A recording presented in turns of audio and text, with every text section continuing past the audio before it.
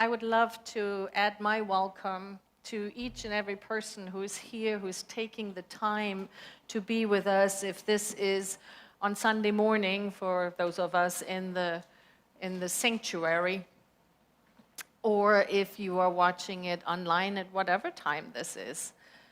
I want to take a moment and really be present to the fact what a gift that is. What a gift it is in this busy, busy time in our lives, whether we are here in North America or anywhere in the world. It feels like time is moving a little faster. This planet Earth is spinning a little faster. Now, I know that is not the case. It just feels like it, does it not? So I am so appreciative of your willingness to come into a place like the New Vision Center and explore, lean in, be curious about a different approach. And so the aim of this talk today is really about moving us forward on this idea that we often call a spiritual path. Moving us forward to lift ourselves out of whatever chaos or drama or challenge or uncomfortableness we are feeling. And so I want to start with another A, although I have 3 A's already in the title: aligning, allowing, accepting. And you might say, I think that's enough A's for one morning. But no, we are going to lean into a minute or so of raising our awareness. And this is an invitation for you, if you're comfortable, to close your eyes or soften your gaze. And for the next minute, while we hear some underscoring of our beloved music director, to walk through this minute as if we are walking with a turtle and behold the world and ourselves in a pause. See if you can just let go. Just stop to the best of our abilities. Let's practice that now.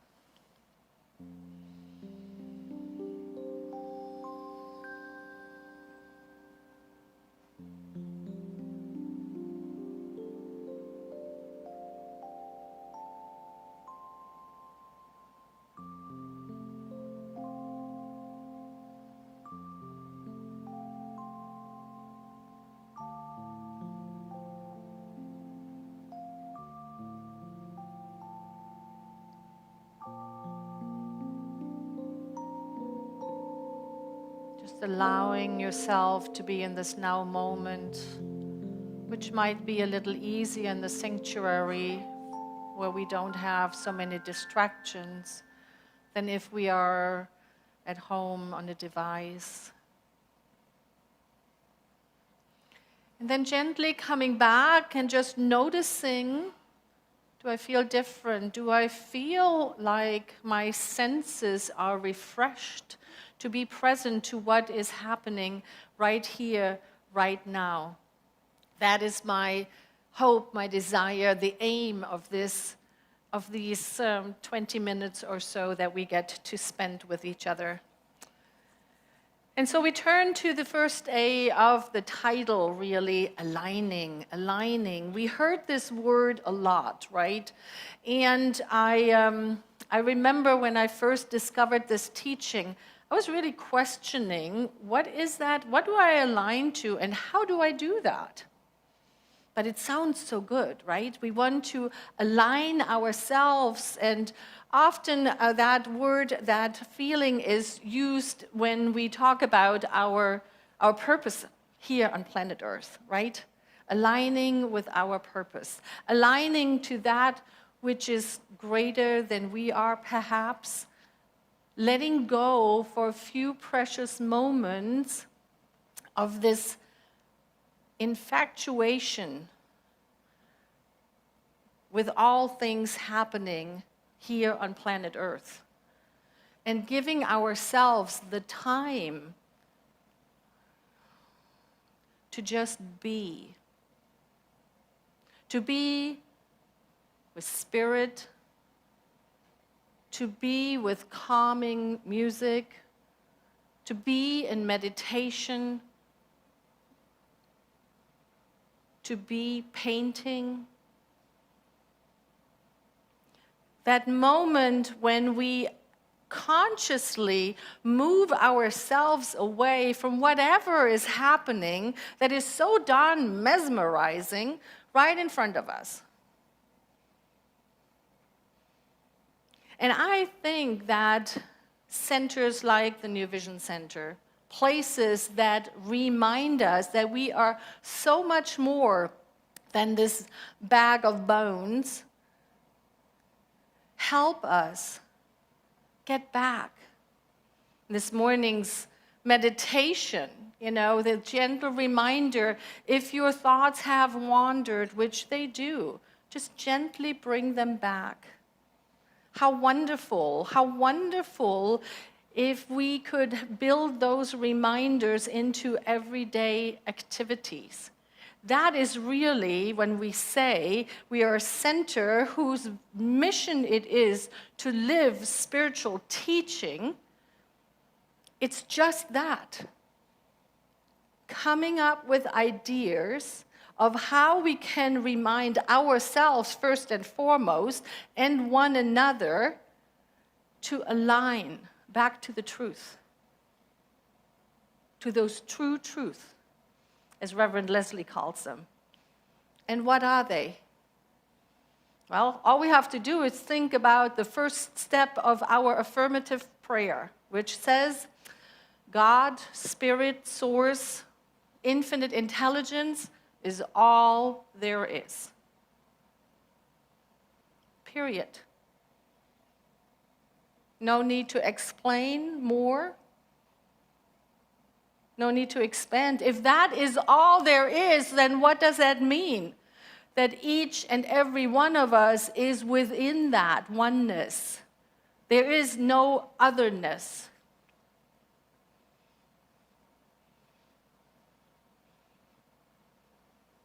That is what we teach. That is what every New Thought tradition teaches. There's not spirit and over here is me. No. In, through, and as us, spirit expresses and experiences its creation. So that is what I think that aligning word points towards and invites us into. We can play with it. We can ask ourselves, what is the quality that I want to live out? What is the quality? It might be love for some people, grace, joy, abundance, harmony. What is it that I want to bring forth in the world? I believe we have a quote from Buddha that says, what you think, you become. What you feel, you attract. And what you imagine, you create.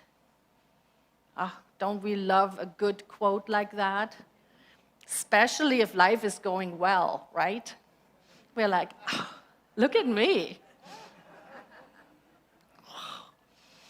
Those are the moments where I am working on reminding myself, not anymore is that look at me warranted than it is when something happens in life. Because that's the other time, right? When we first discover a teaching like that, that talks so much about the empowerment that everything that is happening out there in my individual world has something to do with what is happening within me. And then life happens, And what do we do? What is that? I think it goes like this, right? We blame ourselves.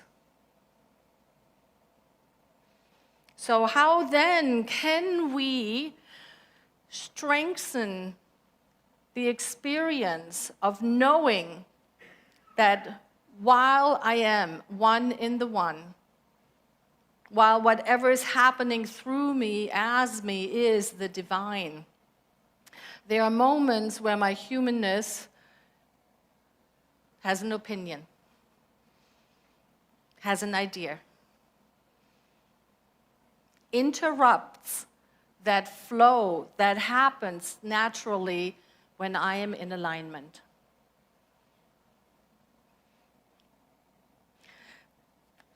I think our next slide is this beautiful, simple saying, I'm not here to figure it all out.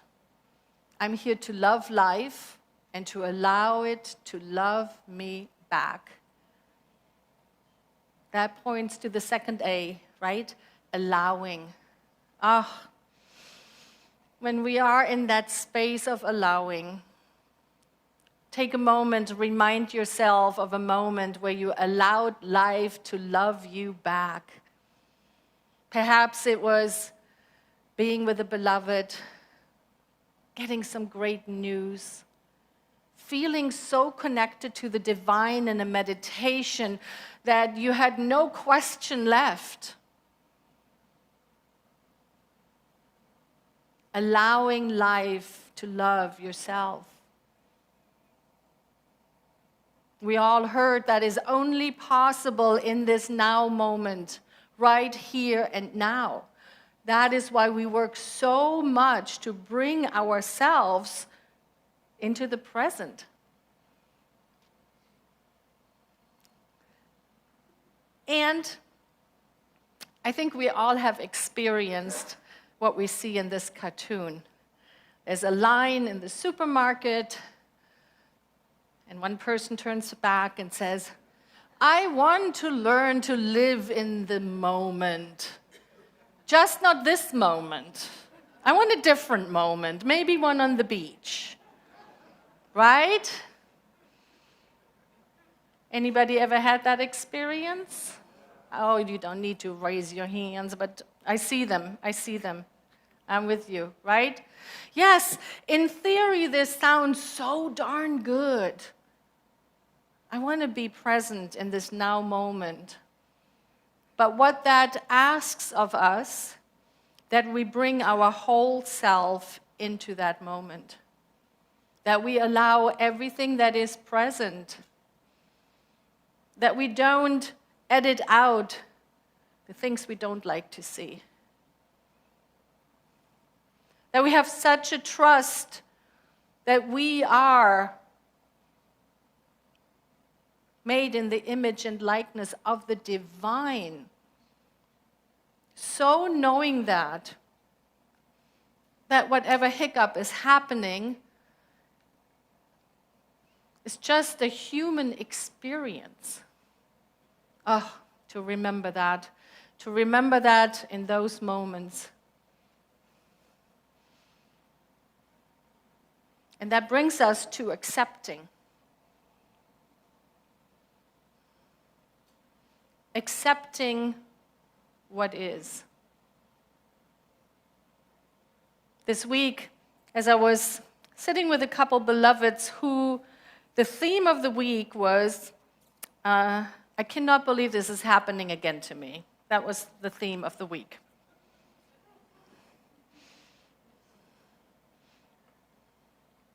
And it reminded me of that powerful poem by Portia Nelson.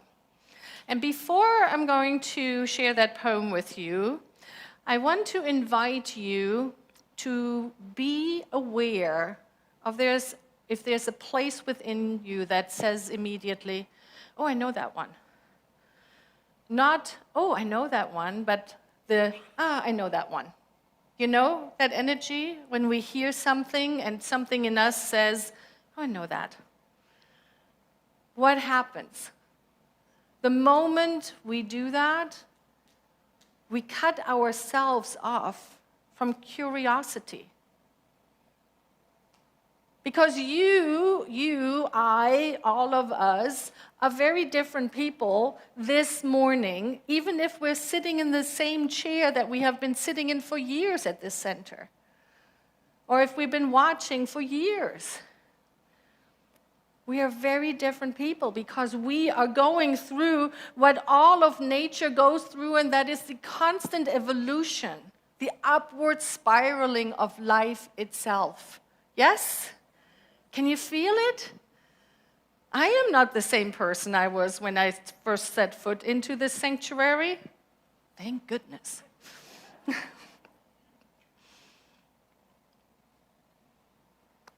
So Portia Nelson wrote the autobiography in 5 short chapters. Chapter 1. I walk down the street, there's a deep hole. I fall into the hole. I am lost. I am helpless. This is not my fault. It takes me forever to find a way out. Let's take a breath. With so much compassion and love, turn to that area in your life where you have that experience, that this is not my fault. The sense of hopelessness. And just send some love and attention and grace and kindness.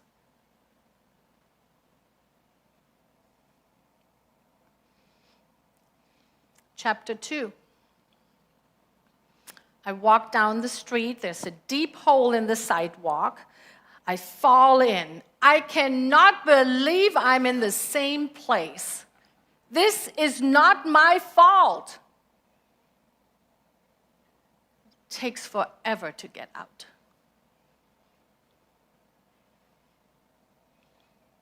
There are some wisdom teachings that say awareness is 70% of the healing.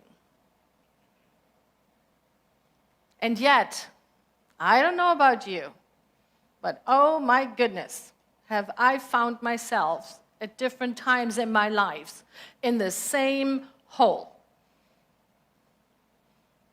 The same relationship that wasn't working. The same kind of job.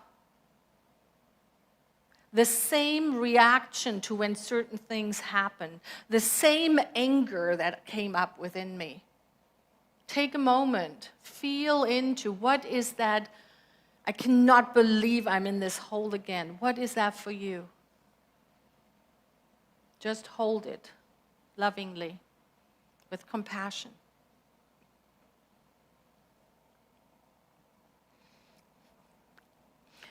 Chapter 3. I walk down the street, there's a deep hole. I see the hole. No, I act like I don't see the hole.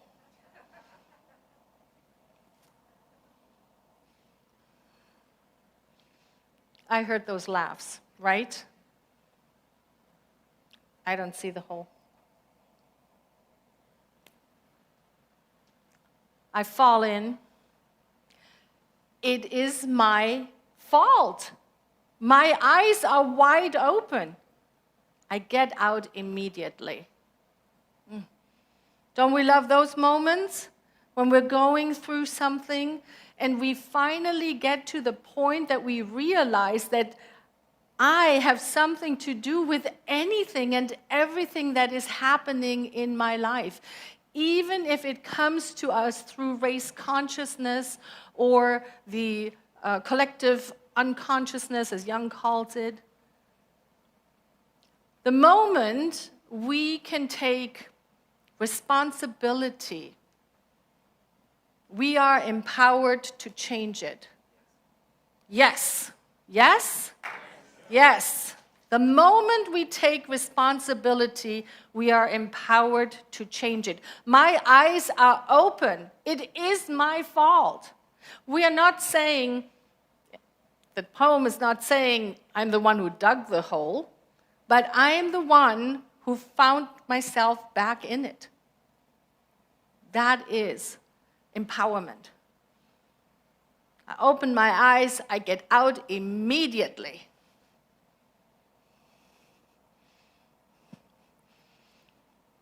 Chapter 4. I walk down the street, there's a deep hole in the sidewalk. I see it and walk by it. Take a moment, feel in your life. Where have you had that experience? Oh, I noticed it. I choose not to engage. I noticed my same old, tired reaction to that is coming up. I choose a different way. I see it, let it pass me by.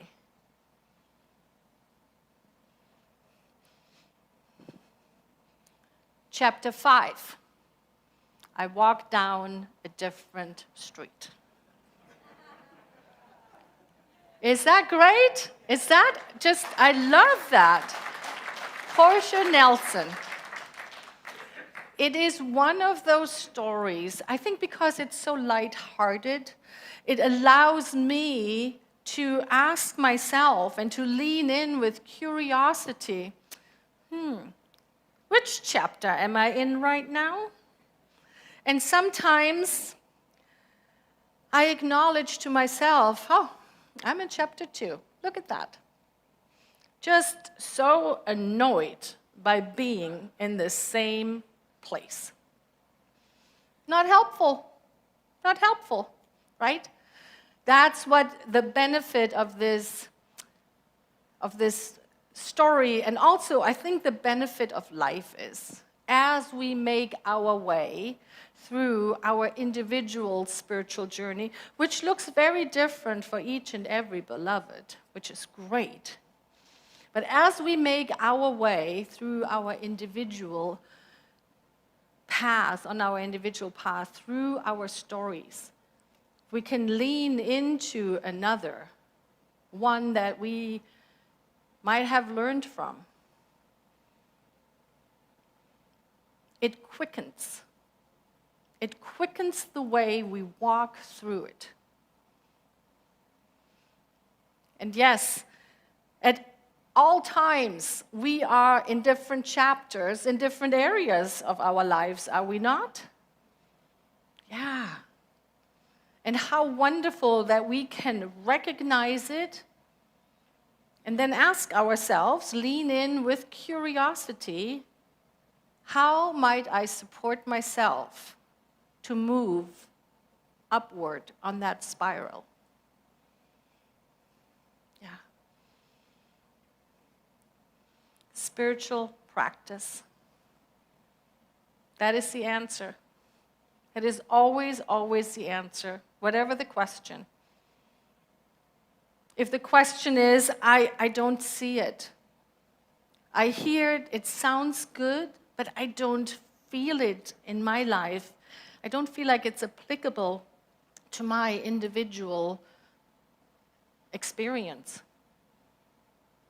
Perhaps leaning in to meditation and prayers with a prayer practitioner, sign up for classes, and take this question in with you.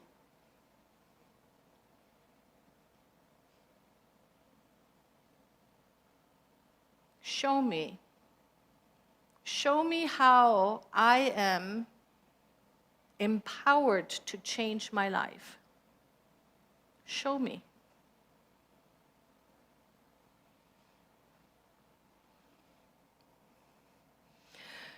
And so all of this, taking a look at aligning,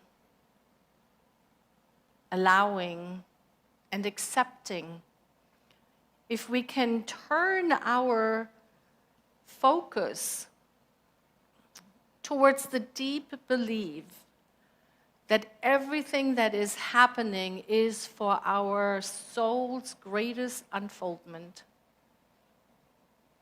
We have done nothing wrong. There's nothing missing. Pivoting to saying, I am placing myself into this experience of life that is happening at all times,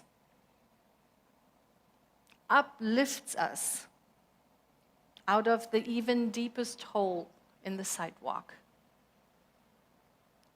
I'm so grateful we are on this journey together, lifting each other up, supporting each other, or giving water when we're in it, Thank you. I need a glass of water. Thank you.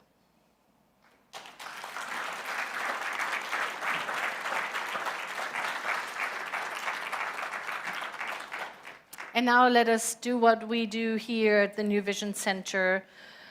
Let us take this beyond the speaking, the talking about it, into an experience of it. I invite all of the practitioners and practitioners in training to please rise. And the reason I invite these beloveds who are so trained and focused on holding the consciousness, the space for healing to take place. And so each and every one of us, we just allow our eyes to close and breathe into the center of our being. Allowing for a few precious moments anything that had our attention to simply fade away. That we collectively can recognize the allness of life, sweet spirit, infinite intelligence, God, source, our true selves, whatever word works. Allowing in this very moment the feeling that life is loving us back to take a hold of every cell of our body.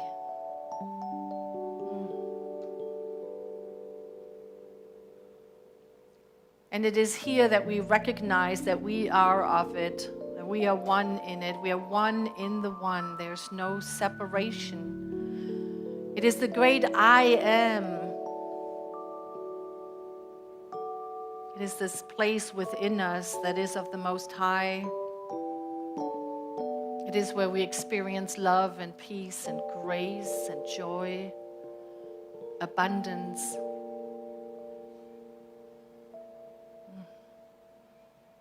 And as we rest here, we notice the capacity to open our hearts to speak a prayer for all beloveds, all the beloveds who have placed the prayer request into our prayer ministry, knowing that the prayer is already answered, that it is uplifted into the light.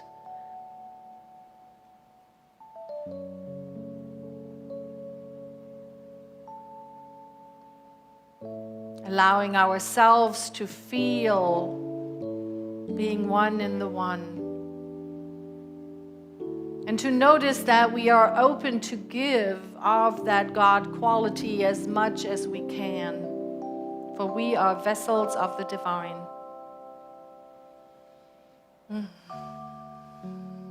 How grateful I am to know that this is the truth. This is how life unfolds. And so there's nothing more to do but to let this go, to place this into the universal law of action, to let it be.